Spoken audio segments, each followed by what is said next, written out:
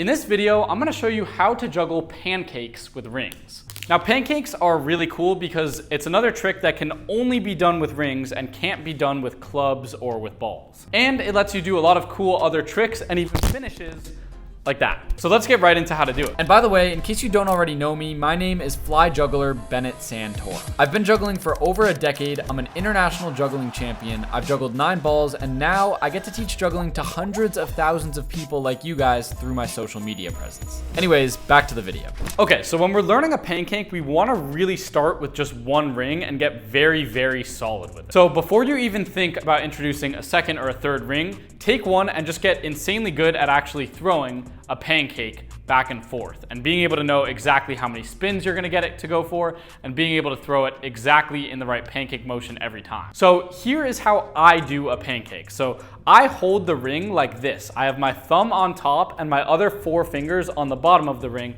like this. And then when I flip it, it's kind of the same idea with how much spin you can put on a club. So if I have this grip held and I throw it up like that and I flick it a lot with my wrist, and I keep having this thumb pressed up against the top of the ring like that, it'll do a lot of spins. Versus if I hold this thumb on there loosely and I barely use any wrist, I'll be able to throw it higher without it spinning anywhere near as much. So again, it's that same concept of wrist versus shoulder when you're throwing a pancake. Now I also think you can see where this gets its name. It almost looks like you're flipping a pancake on some sort of pan or something, so pretty funny name. But anyways, yeah, start by gripping the ring like this and then bringing it down and throwing it like this. Now, ideally, it flips either 1 full rotation or 1.5 rotations like that. So I think 1.5 is the sweet spot for pancakes, but of course you always could go for like 2 flips or 1 flip or a half flip. It depends on how you want to do it, but I think the easiest default way to do it with 3 rings is with a 1.5 spin.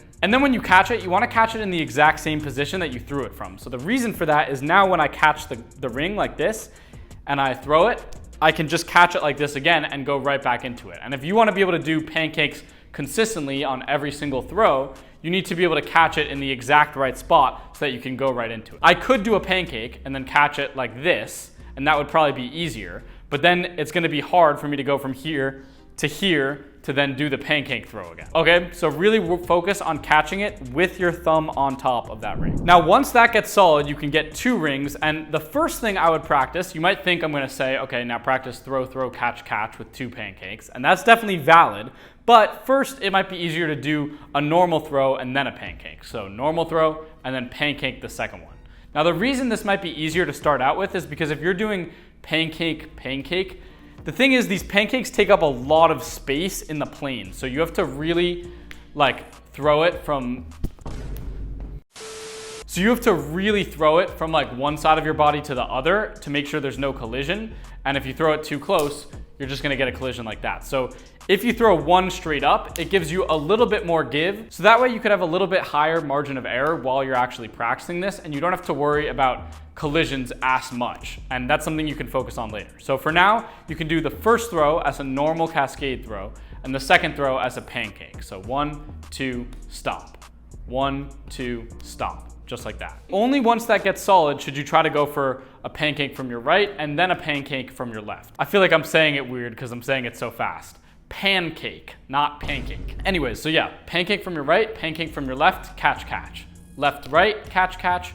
Right, left, catch, catch. Just like that. Now again, I'm warning you, every single pancake takes up a lot of space in the pattern. So in order for this to work, you will need to juggle wide and do maybe a little higher than you normally need to, and also do a nice sweeping motion so there's no collision. If I just keep everything kind of in the middle here, there's gonna be a collision no matter what I do. So in order to avoid that, I need to swoop one to one side, and while this comes up over here, swoop this one to the other side so they each have their own plane to travel in. So 1, 2, like that. Once again, 1, 2.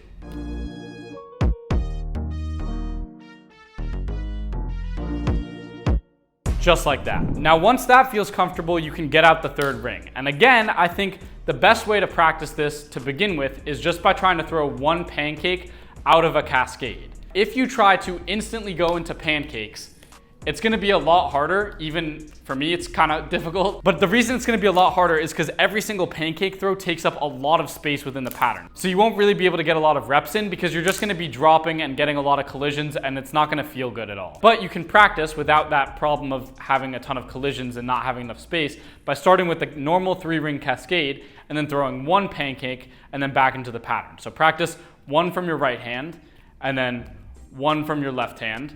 And once again, always doing these 1.5 spins is very standard. And then once that feels more comfortable, you can maybe go for 1, 2, and then back into the cascade, and then try for 1, 2, 3, and back into the cascade. But really, I think being able to do even just one pancake out of the cascade is good because it sets up your timing and is giving you a slight feel for the space, but you are going to need to have a lot more space when you're actually doing consistent pancakes like this. So yeah, that's pretty much how you juggle pancakes with rings. So you have so just to reiterate, one thumb on top, the other 4 behind it, and you flip it just like that. The other thing I'm gonna say here is that you should spread out these fingers as much as you can. If I have these fingers very close together and I try to do the pancake, the likelihood that it like kind of goes wobbly like this, right, where it kind of spins like that instead of spinning directly parallel to the floor is higher. So we don't want it to spin at like a diagonal and kind of have this sort of shape because it'll be hard and it'll not look as good. But you really want to, when you start, hold this ring directly parallel to the floor, bring it down and then throw it up, and that's how you get a really nice pancake look. Now, of course, that will be more difficult when you're juggling 3. And as I said, even when I do pancakes today, sometimes some of them end up with that like diagonal look. But the goal is to try as hard as you can to get a shape that's actually parallel to the floor like this. So it should flip directly like this, as if there was a line going through right here and it was just flipping along this axis. It shouldn't be on any other axis flipping like this. It should be flipping on this axis like that. And if you throw it all together, it should look something more like this.